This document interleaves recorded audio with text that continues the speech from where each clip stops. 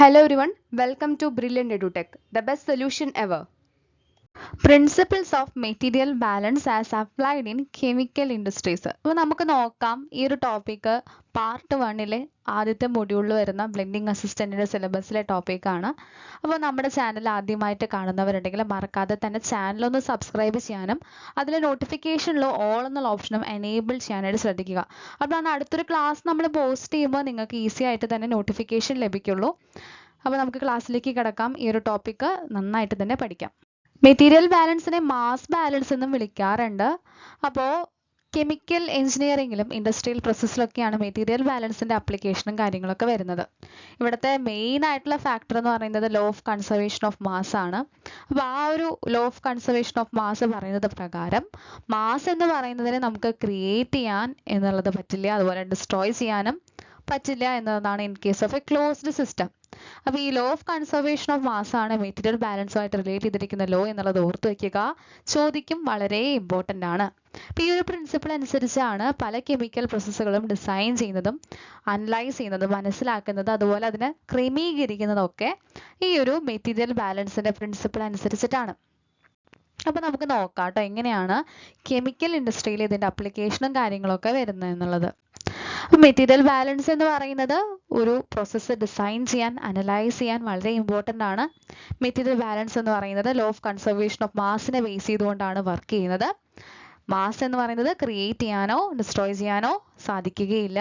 അപ്പം ഇവിടെ ഇൻഡസ്ട്രിയിലൊക്കെ നമ്മൾ നോക്കുകയാണെങ്കിൽ മാസ് എങ്ങനെയാണ് പോകുന്നത്, ഒരു റിയാക്ഷനോ അല്ലെങ്കിൽ ഒരു പ്രോസസ്സോ നടക്കുന്ന സമയത്ത് അവിടെ എങ്ങനെയാണ് മാസിന്റെ ഫ്ലോ നടക്കുന്നത്, റിയാക്റ്റൻസ് ഉണ്ട്, പ്രൊഡക്ട്സ് ഉണ്ട് അല്ലേ.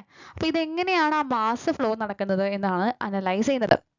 നമ്മൾ കെമിക്കൽ ഇക്വേഷൻസ് ബാലൻസ് ചെയ്യാനൊക്കെ പഠിച്ചിട്ടുണ്ട്. അപ്പോൾ അതേപോലെ നമ്മുടെ ഇവിടെ മെറ്റീരിയൽ ബാലൻസുമായിട്ട് ബന്ധപ്പെട്ട ജനറൽ ബാലൻസ് ഇക്വേഷൻ എങ്ങനെയാണ്, input plus generation minus output minus consumption എന്ന് പറയുന്നത് അക്യൂമുലേഷൻ ആണ്.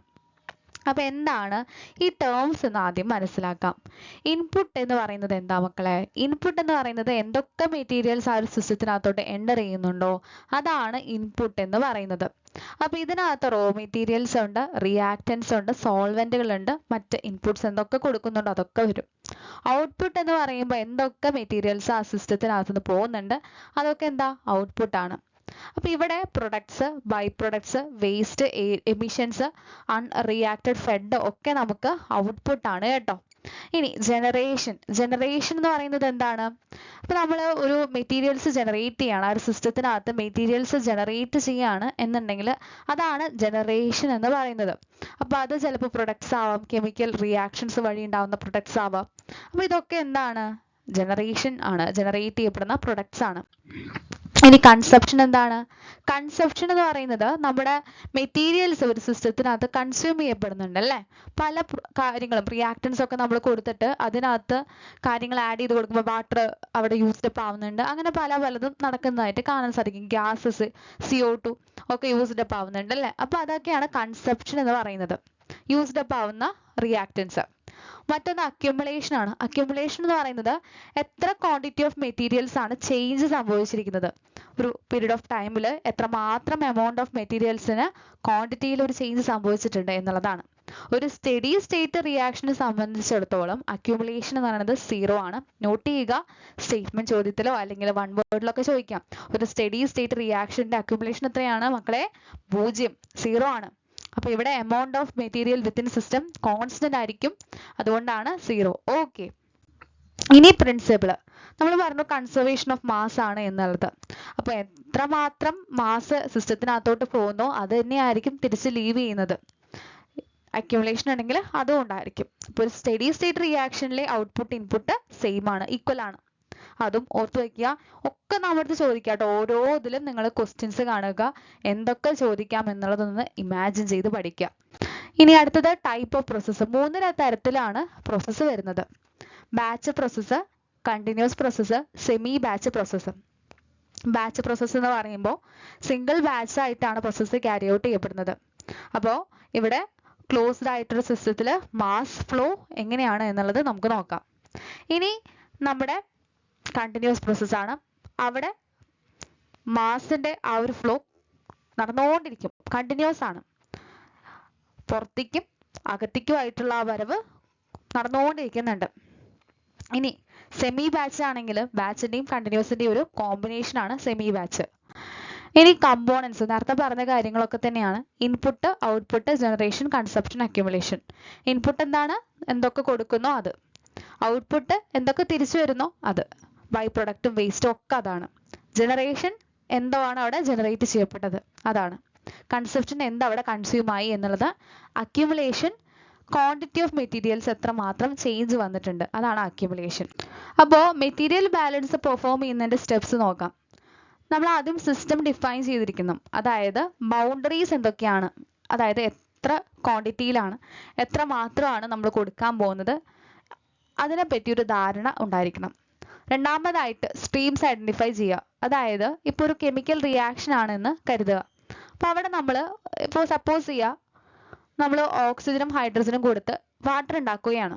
അപ്പോൾ എത്ര ക്വാണ്ടിറ്റിയിൽ ഓക്സിജൻ എടുക്കണം, എത്ര മോളിക്യൂൾ എടുക്കണം, എത്ര ഹൈഡ്രജൻ മോളിക്യൂൾസ് എടുക്കണം, അത് കമ്പൈൻ ചെയ്ത് നമുക്ക് എത്ര H2O കിട്ടുകയാണ്.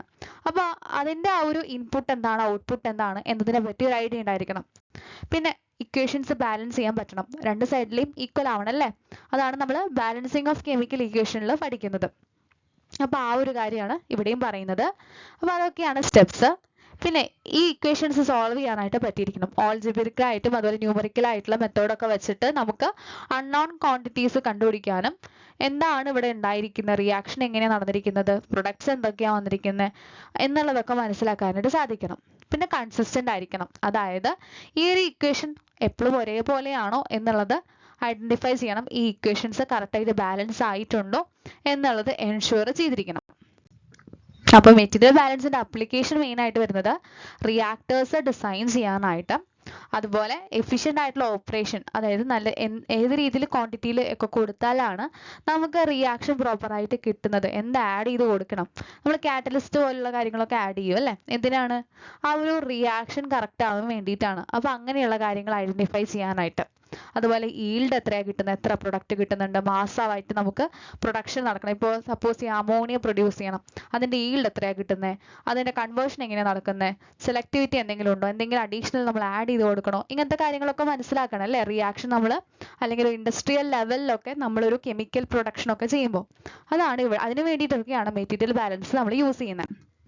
അപ്പോൾ ഇനി കെമിക്കൽ ഇൻഡസ്ട്രിയിൽ പ്രത്യേകമായിട്ട് നോക്കുകയാണെങ്കിൽ റിയാക്ടേഴ്സ് ഡിസൈൻ ചെയ്യാനായിട്ട് റിയാക്ഷൻ കണ്ടീഷൻസ് എങ്ങനെയാണ് കൊടുക്കേണ്ടതെന്ന് മനസ്സിലാക്കാനായിട്ട് അതിനെ കൂട്ടിയും കുറച്ചും ഒക്കെ നോക്കാനായിട്ട് നമുക്ക് മെറ്റീരിയൽ ബാലൻസ് യൂസ് ചെയ്യാം. അതുപോലെ സെപ്പറേഷൻ, നമ്മൾ ഡിസ്റ്റിലേഷൻ, എക്സ്ട്രാക്ഷൻ, ഫിൽട്രേഷൻ പോലുള്ള പ്രോസസ്സൊക്കെ കേട്ടിട്ടുണ്ടാവും അല്ലേ.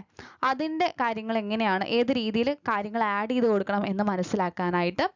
അതുപോലെ എൻവയോൺമെന്റൽ എഞ്ചിനീയറിംഗ്, അതായത് വേസ്റ്റ് മാനേജ് ചെയ്യാൻ, പൊല്യൂഷൻ കൺട്രോൾ ചെയ്യാൻ, നമുക്ക് വേണ്ട റിസോഴ്സിനെ റിക്കവർ ചെയ്തെടുക്കാനായിട്ടൊക്കെ നമുക്ക് ഈ പറയുന്ന മെറ്റീരിയൽ ബാലൻസിന്റെ അപ്ലിക്കേഷൻസ് വരുന്നുണ്ട്. എന്തെങ്കിലും പ്രോസസ്സിനെ കൺട്രോൾ ചെയ്യാനും അതിനെ ഒന്ന് മാനേജ് ചെയ്യാനും വേണ്ട രീതിയിൽ പാകപ്പെടുത്തി എടുക്കാനും ഒക്കെ ഒപ്റ്റിമൈസേഷൻ ഒക്കെ വേണ്ടിയിട്ട് നമ്മൾ യൂസ് ചെയ്യുന്നുണ്ട്. എക്കണോമിക്കൽ അനാലിസിസ്, അതായത് നമുക്കിപ്പോൾ ഒരു ഇൻഡസ്ട്രിയൽ ലെവലിലൊക്കെ എസ്റ്റിമേറ്റ് നമ്മൾ ഒരു ക്വാണ്ടിറ്റി ഇത്ര എക്സ്പോർട്ട് ചെയ്യുന്ന ടൺ കണക്കിന് സാധനങ്ങളൊക്കെയാണല്ലോ ഉണ്ടാക്കിയെടുക്കുന്നത്. അപ്പോൾ അത് നമ്മൾ ഉദ്ദേശിക്കുന്ന മെറ്റീരിയൽ കോസ്റ്റ്, വേസ്റ്റ് മിനിമൈസ് ചെയ്യുക, പ്രോഫിറ്റബിലിറ്റി കൂട്ടാനൊക്കെ നമുക്ക് കറക്റ്റ് റിയാക്ഷനിൽ എത്രമാത്രം കൊടുക്കണം. ഇപ്പോൾ നമുക്ക് ഒരു കറി ഉണ്ടാക്കുന്ന പോലെ തന്നെ ഉപ്പും മുളകും അതുപോലെ കാര്യങ്ങളൊക്കെ നമ്മൾ എത്രമാത്രം ക്വാണ്ടിറ്റിയിലാണ് ആഡ് ചെയ്യേണ്ടതെന്ന് മനസ്സിലാക്കിയാൽ മാത്രമല്ലേ നമുക്ക് വേസ്റ്റ് മാനേജ് ചെയ്യാനായിട്ട് അതുപോലെ വേസ്റ്റേജ് ഉണ്ടാവാതെ നോക്കാനായിട്ടൊക്കെ സാധിക്കത്തുള്ളൂ. അപ്പോൾ ഇതൊക്കെ പ്രോപ്പർ ആയിട്ട് ഇരുന്നാൽ മാത്രമേ നമ്മുടെ ആ ഒരു പ്രൊഡക്റ്റ് കറക്റ്റായിട്ട് വരുള്ളൂ. സെയിം ആസ് നമ്മൾ ഒരു കറി ഉണ്ടാക്കുന്ന പോലെ തന്നെയാണ്. അപ്പോൾ അതേപോലെ എക്കണോമിക്കലി നമുക്ക് എത്ര വേണം, എത്ര ഉള്ളി ഇടണം, എത്ര സവോള ഇടണം എന്നൊക്കെ പറയുന്നത് പോലെ തന്നെയാണ് ഇവിടെയും കാര്യങ്ങൾ പോകുന്നത്. അപ്പോൾ അത്രയും സിമ്പിളായിട്ട് കാര്യങ്ങൾ മനസ്സിലാക്കാനായിട്ട് ശ്രദ്ധിക്കുക. മെറ്റീരിയൽ ബാലൻസ് നമുക്ക് ഒരു പ്ലാന്റിന്റെ ഡിസൈൻ എങ്ങനെയാണ് എന്നതിൻ്റെ ഇൻഫർമേഷൻ തരുന്നുണ്ട്. അതുപോലെ എന്തൊക്കെ എക്യുപ്മെന്റ്സും കാര്യങ്ങളൊക്കെ കൊടുക്കണം, എന്തൊക്കെ റിയാക്ടൻസ് കൊടുക്കണം എന്നതിനെ പറ്റി ഒരു ഐഡിയ കിട്ടും. പിന്നെ കാൽക്കുലേഷൻസ് ഒക്കെ വെച്ചിട്ടാണ് ഈ ഡിസൈനിങ്ങും കാര്യങ്ങളൊക്കെ ചെയ്യുന്നത്. ഇനി നമുക്ക് എനർജി ബാലൻസ് ചെയ്യണം. എൻ്റയർ പ്രോസസ്സിന്റെ എനർജി ഇൻപുട്ടും ഔട്ട്പുട്ടും നമുക്ക് ബാലൻസ് ചെയ്യാനായിട്ട് സാധിച്ചിരിക്കണം. ഇതിനൊക്കെ വേണ്ടിയിട്ട് മെറ്റീരിയൽ ബാലൻസ് അപ്ലൈ ചെയ്യാറുണ്ട്. ഈ ഒരു ക്ലാസ് നിങ്ങൾക്ക് യൂസ്ഫുൾ ആയിട്ടുണ്ടെങ്കിൽ മറക്കാതെ തന്നെ വീഡിയോ ഒന്ന് ലൈക്ക് ചെയ്യാനായിട്ട് ശ്രദ്ധിക്കുക. നിങ്ങളുടെ സപ്പോർട്ട് ഉണ്ടെങ്കിൽ മാത്രമായിരിക്കും നമ്മൾ കൂടുതൽ ക്ലാസ്സുകൾ ചെയ്യുന്നത്. സപ്പോർട്ട് നിങ്ങളുടെ കമൻസിലൂടെയും അതുപോലെ അഭിപ്രായത്തിലൂടെയൊക്കെ അറിയിക്കുക. എങ്കിൽ മാത്രമാണ് നമുക്കത് മനസ്സിലാവുന്നുള്ളൂ. കാരണം വളരെ കുറച്ച് സ്റ്റുഡൻസ് എഴുതുന്ന എക്സാം ആണ്. അപ്പോൾ അവർക്ക് വേണ്ടി മാത്രമാണ് ഈ ഓരോ ക്ലാസ്സും ചെയ്യുന്നത്. അപ്പോൾ നിങ്ങളുടെ സപ്പോർട്ടും കൂടി ഇല്ലെങ്കിൽ നമുക്ക് ചെയ്യാനൊരു മോട്ടിവേഷൻ ഇല്ല. അപ്പോൾ അതുകൊണ്ട് തന്നെയാണ് അത് ഓപ്പൺ ആയിട്ട് പറയുന്നത്. നിങ്ങളുടെ സപ്പോർട്ട് ഉണ്ടെങ്കിൽ മാത്രമായിരിക്കും ക്ലാസ്സുകൾ കണ്ടിന്യൂ ചെയ്യുന്നത്. നിങ്ങളുടെ സപ്പോർട്ട് കോൺസ്റ്റൻ്റ് ആയിട്ട് അറിയിക്കുക, നന്നായിട്ട് പഠിക്കുക. നമ്മൾ ആ ഒരു സ്റ്റഡി പ്ലാൻ തന്നിട്ടുണ്ട് അല്ലേ, സ്റ്റഡി പ്ലാൻ വീഡിയോ കണ്ടുനോക്കാത്തവർ അതൊന്ന് കണ്ടു നോക്കുക. അതനുസരിച്ച് നിങ്ങൾക്ക് തന്നെ ഒരു ഷെഡ്യൂൾ ഉണ്ടായിരിക്കുക. നിങ്ങളുടെ ഉള്ളിൽ ആ ഒരു ഫയർ ഇല്ലാണ്ട് നിങ്ങൾ എത്ര ക്ലാസ് എന്ത് കണ്ടന്റ് കിട്ടിയെന്ന് പറഞ്ഞിട്ടും കാര്യമില്ല അല്ലേ. നിങ്ങൾ വേണം തീരുമാനിക്കാനായിട്ട് പഠിക്കണം അല്ലെങ്കിൽ മുന്നോട്ട് പോകണം എന്നുള്ള കാര്യമൊക്കെ. അപ്പോൾ നിങ്ങളുടെ ഭാഗത്തുനിന്ന് സിൻസിയർ ആയിട്ടുള്ള എഫേർട്ട് എടുക്കുക. അതനുസരിച്ച് മുന്നോട്ട് പോകാനായിട്ട് ശ്രദ്ധിക്കുക. അടുത്തൊരു ക്ലാസ്സിൽ കാണാം. വീഡിയോ യൂസ്ഫുൾ ആയിട്ടുണ്ടെങ്കിൽ മറക്കാതെ വീഡിയോ ഒന്ന് ലൈക്ക് ചെയ്യാനായിട്ട് ശ്രദ്ധിക്കുക. നിങ്ങൾക്ക് എന്തെങ്കിലും സജഷൻസോ ഡൗട്ട്സോ ഉണ്ടെങ്കിൽ താഴെ കമൻറ്റ് ബോക്സിൽ ഒന്ന് പറയാം കേട്ടോ. അപ്പോൾ അടുത്തൊരു ക്ലാസ്സിൽ കാണാം. എല്ലാവർക്കും നല്ലൊരു പ്രിപ്പറേഷൻ ഉണ്ടാവട്ടെ. Thank you.